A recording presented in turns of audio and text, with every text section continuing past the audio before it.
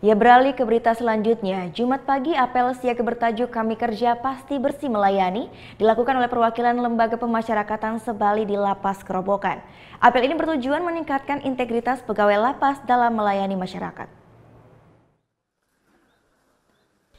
Maraknya berita pungutan liar dan peredaran narkoba yang dikendalikan di dalam lapas menjadi alasan Kementerian Hukum dan Hak Asasi Manusia menerapkan slogan "Kami Kerja Pasti Bersih Melayani" melalui kegiatan apel siaga. Kami kerja pasti bersih melayani.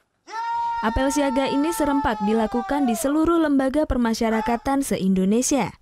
Di Bali, apel dilakukan di Lapas 2A Kerobokan Denpasar.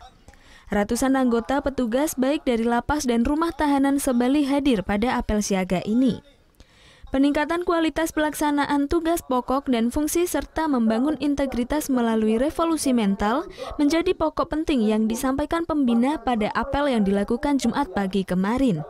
Apel siaga ini salah satu daripada perintah Pak Menteri Hukum dan HAM dalam rangka bagaimana membangkitkan integritas petugas pemasyarakatan agar di dalam pelaksanaan tugasnya ini terhindar dari penyalahgunaan peredaran gelap narkotika dan pungutan liar.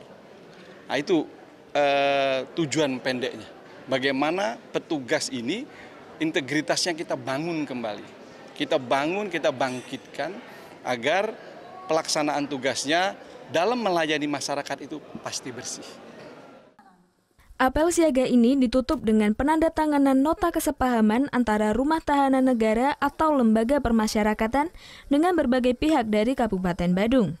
Di antaranya Kodim 1611, Polres Badung, BNN, Dinas Kesehatan, Dinas Pemadam Kebakaran, dan Dinas Perindustrian. Farah Zenvia, Dewa Priana, melaporkan untuk NET. Thank you.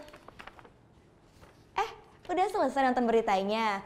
Jangan pergi dulu dong. Subscribe dulu dan nonton tayangan lainnya di sini. Subscribe, nonton lagi. Subscribe, nonton lagi.